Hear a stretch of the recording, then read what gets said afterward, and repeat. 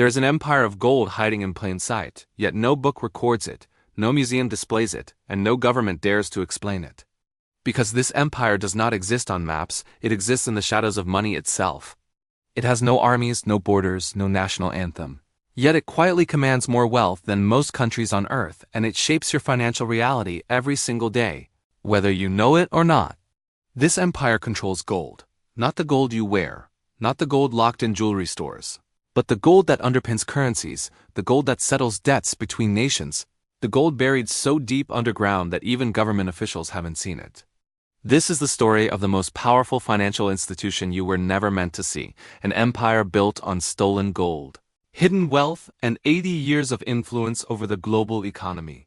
And the reason you've never heard of it is simple. If you knew how much power they hold, if you understood what they have done behind closed doors, you would realize that your money, your savings, your future, have all been shaped by an organization that answers to no government, follows no laws, and operates in complete secrecy. This is the hidden gold empire.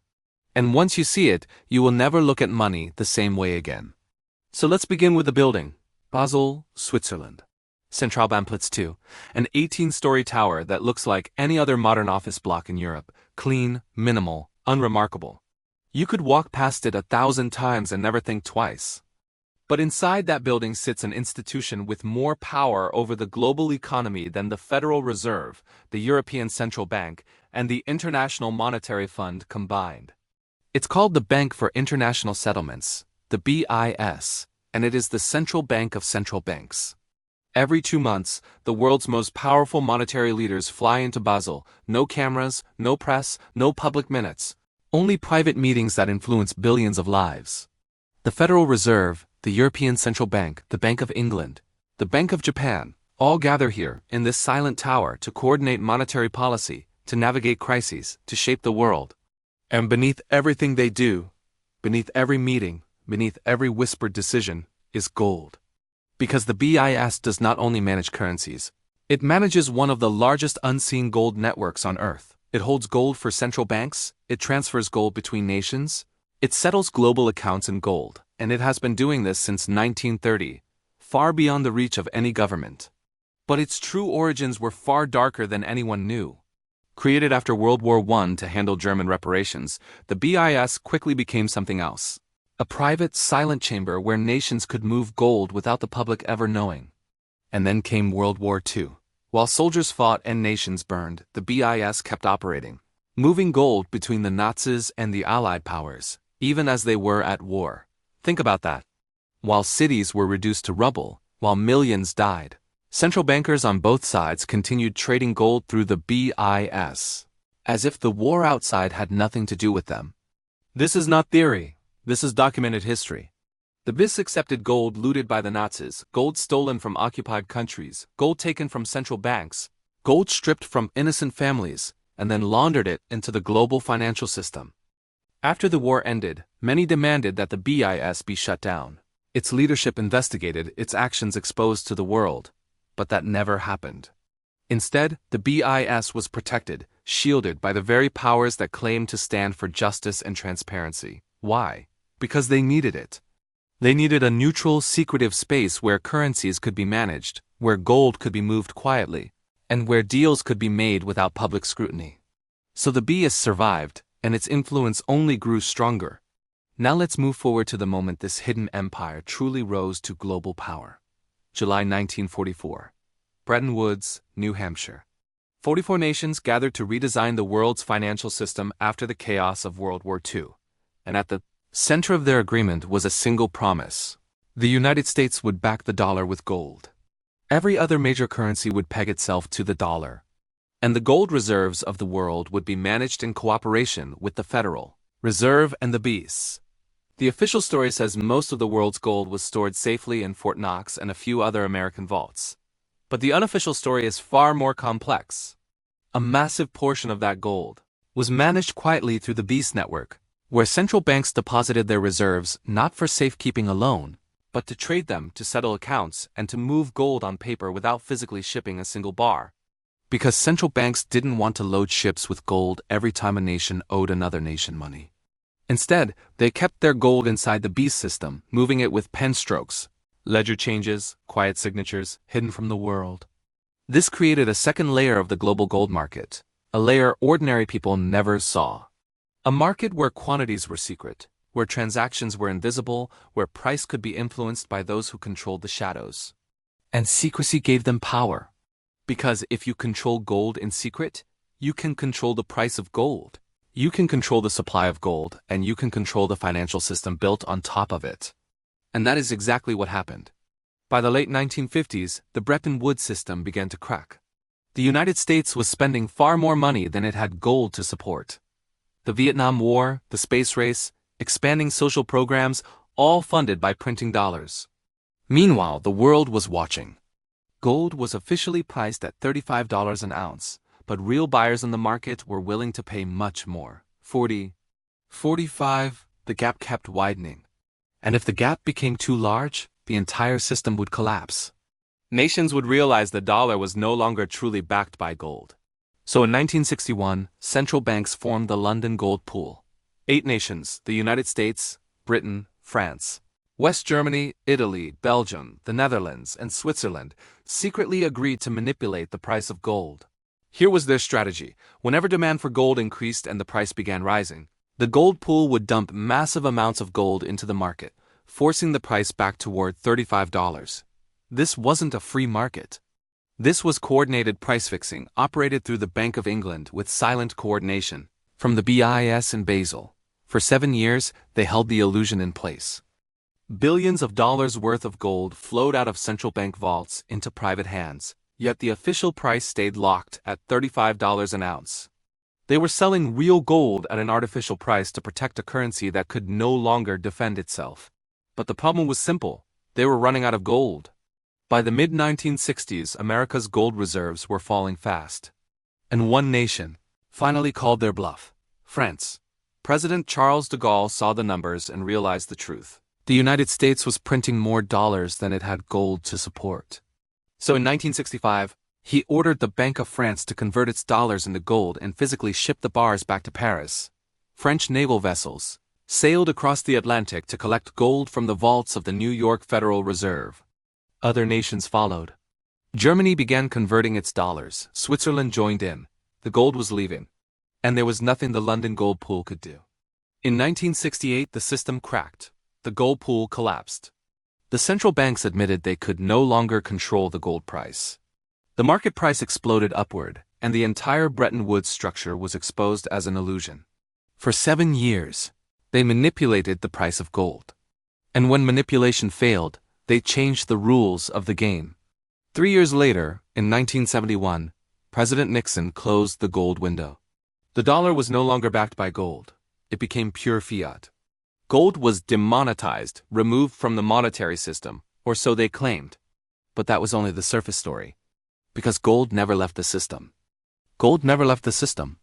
Central banks still hold thousands of tons of it, and the BIS still manages the hidden network where that gold moves quietly between nations. They still trade it. They still settle certain international accounts with it. They still use it as the ultimate backstop when currencies wobble or when financial pressure rises. The only difference now is that they stopped telling the public about it.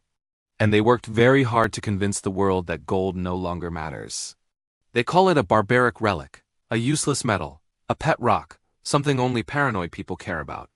But if gold truly didn't matter, why do the world's most powerful institutions hoard it in secret and refuse to sell it? The United States claims to hold 8,000 tons. Germany claims roughly 3,000. The IMF holds nearly 3,000. China reports around 2,000, though many believe the real figure is far, far higher. Russia has spent 20 years aggressively buying gold, building reserves of more than 2,000 tons. All of these nations say gold is outdated, irrelevant, unnecessary, and yet they hold it, guard it, expand their reserves, and never sell it all. Why? Because gold is the final reserve asset, the one that survives when everything else breaks. When currencies collapse, when trust fails, when debt systems crumble, gold remains, and they know it. But now the story gets darker. In 1974, after Nixon closed the gold window, the United States struck a deal that reshaped the entire global economy. A deal with Saudi Arabia. Oil would be priced exclusively in dollars. In exchange, the United States would provide military protection and buy Saudi oil. This became the petrodollar system. Suddenly, every nation on earth needed dollars in order to buy the oil that kept their economies alive. The dollar remained the world's reserve currency, not because it was backed by gold, but because it was backed by oil. But behind the scenes, through the BIS network, gold still played a hidden role. When currencies shook, central banks quietly swapped gold. When large debts came due, gold changed hands to settle what couldn't be settled publicly. It all happened in silence, away from cameras, far from public knowledge. The gold empire never stopped. It simply moved deeper underground. And now, we arrive at one of the greatest mysteries. In modern financial history, Fort Knox. This is supposedly where the United States stores the majority of its gold, around 4,000 tons, locked inside a vault in Kentucky, protected by the U.S. Army, covered by layers of security that no ordinary citizen will ever see. But here's the strange part: almost nobody has actually seen the gold. The last official public audit took place in 1953, more than 70 years ago. Since then, politicians have asked to see the gold. Auditors have requested inspections. Independent experts have demanded verification. Every request has been denied. In 1974, a small controlled media tour was permitted. A few reporters were shown a room with bars of gold and told everything was fine. No full audit, no verification of purity, no third-party inspection. Just trust us. But what if the gold isn't all there? What if some of it was sold secretly during the London gold pool? What if some of it was leased to bullion banks, never to return? What if Fort Knox does not contain what the government claims? These aren't wild theories. These questions are based on the historical behavior of central banks. The same institutions that manipulated gold prices for 7 years, lied about dollar backing, and changed the rules when the truth became impossible to hide. So why would anyone blindly believe them now? Here is the theory that fits the evidence. The gold in Fort Knox, whatever remains of it, is no longer fully owned by the United States. Some of it has been leased, swapped, or pledged as collateral through the BIS network. The bars may physically sit in Kentucky, but the ownership may be divided, complicated, entangled in financial agreements the public will never see. And that is why no audit can ever be allowed. Because a real audit would reveal that America's gold position is not what the world believes. The simple narrative, 8,000 tons of U.S. gold, would fall apart. Confidence in the dollar would crack, and the global financial system could unravel. So the vault remains closed. The questions unanswered, the truth hidden. But the beast knows, the central bankers know. The people who meet in Basel every 2 months know exactly who owns what. And they will never tell you. Let's move into the modern era, because the hidden gold empire did not disappear. It evolved. It adapted. And today, it operates in a way far more subtle and far more powerful than most people realize. Since the year 2000, the price of gold has been controlled not just through physical bars, but through something far more elastic, the paper gold market. Here's how it works. You can buy physical gold, real bars, actual coins. But most gold trading today does not involve real metal. It happens on paper through futures contracts, ETFs, and other derivatives. When you buy gold, you're often not buying gold at all. You're buying a promise that gold might be deliverable if you ever ask for it. And the beauty of paper gold for the people in power is simple. You can create far more paper gold than real gold exists. Estimates vary, but many analysts believe there are over 100 paper claims for every single ounce of physical gold in the system. That means if everyone demanded real gold at the same time, the entire system would collapse instantly. There isn't enough gold to cover the promises. But as long as people trade paper gold and never ask for real delivery, the illusion holds. And because the supply of paper gold is unlimited, the price of gold can be controlled. Whenever gold rises too fast, signaling inflation, or signaling weakness in the dollar, the big banks dump massive amounts of paper gold onto the markets. No physical gold moves. No trucks, no bars. Only digital contracts, a flood of artificial supply designed to smash the price back down. The message to the world is kept intact. Gold is not a safe haven. The dollar is strong. Everything is under control. This has happened again and again, and the evidence is overwhelming. Banks have been fined for manipulating the gold market, not hypothetically, but officially. And yet, the system continues. Because it must. If gold were allowed to rise naturally, it would expose the weakness of today's currencies. It would reveal the truth behind inflation. It would show that the global financial system rests on promises, not on value. Behind all of this manipulation, all of this paper trading, all of these hidden operations, the BIS remains the silent organizer. They are the failsafe, the backstop, the unseen referee. They don't need to manipulate the market themselves. All they must do is ensure that when someone asks for real delivery, the physical gold is available somewhere in the network. They manage the hidden layer, the layer beneath the paper, the layer that keeps the illusion from collapsing. As long as that layer holds, the paper gold system can expand endlessly, creating promises that far exceed physical reality. But what happens when the hidden layer breaks? What happens when more people ask for physical gold than the system can deliver? That is the moment the empire begins to fall. Because when physical gold breaks away from paper gold, the price of real metal explodes upward, and the people holding paper discover they own nothing but digital promises that can't be fulfilled. Now let's talk about why this matters to you. You have been told your entire life that gold is irrelevant, old-fashioned, obsolete. You've been told there's no reason to hold precious metals. But the richest and most powerful institutions on the planet, the BIS, the central banks, the sovereign wealth funds, the billionaires are buying gold quietly, strategically, consistently. They know what the public does not. Russia added 600 tons in a single decade. China has been buying gold for 20 years and hiding the true numbers.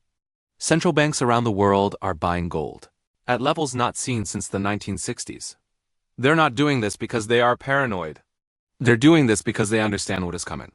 They know the paper system cannot last forever. They know the global debt can never be repaid. They know the currencies are being inflated into irrelevance. And when the reset comes, when trust evaporates, when paper promises fade, gold will be the last asset standing. The one asset governments cannot print. The one asset that survives every collapse in human history. The hidden gold empire is not just about metal. It is about control. Control of the narrative. Control of the system. Control of what you believe has value. Because if people lose faith in fiat currency, if they rush into gold, the price would explode, and governments would lose the ability to print money without consequences. The debt-based global system would collapse, so they suppress the truth. They suppress the price. They suppress the history. They mock those who buy gold.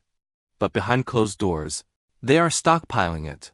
Because gold is the truth, real, scarce, indestructible, and beyond their control.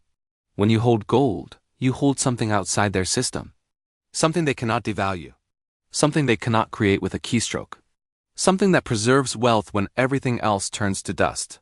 And that is exactly why they don't want you to have it. History reveals a pattern so clear and so consistent that ignoring it has cost civilizations everything. Every major empire that abandoned sound money, that diluted its currency, that relied on paper promises instead of real value, collapsed. Rome collapsed after debasing its currency until silver coins were little more than cheap metal. Spain collapsed after flooding its economy with paper credit, backed by nothing. Britain collapsed as the pound lost its status as the world's reserve currency. In every case, gold survived. When Rome's denarius became worthless tin, gold still bought food, land, safety. When Spain's banking system imploded under its own debt, gold still held value. When the British Empire faded from monetary power, gold still settled debts between nations. Paper fails. Gold endures. Every time. And the people who see it coming, the people who hold real assets before the collapse, are the ones who preserve their wealth. The people who trust the system, who trust the paper, who trust the promises, are the ones left with nothing. So what does this story mean for you? First, understand that the gold market is not free. It is managed by institutions that operate in secret, without oversight, without transparency. The price you see is not the real price. It is the price they want you to see. Second, recognize that central banks never abandon gold. They still hold it. They still move it. They still rely on it when the system shakes. They only abandon your belief in gold, not their own. Third, understand the BIS, because the BIS is the most powerful financial institution you were never taught about. It has no electorate, no accountability, no borders. It operates above nations, above governments, above politics. It coordinates the monetary policies of the entire developed world. If you want to know who really manages the global financial system, look to Basel. Fourth, consider the possibility that Fort Knox does not contain what you've been told. And even if the gold is physically present, ownership may not be. Some bars may be leased, some swapped, some used as collateral in deals the public will never see. A full audit will never happen, because a full audit would reveal too much truth. Fifth, understand that the paper gold market is a fragile illusion.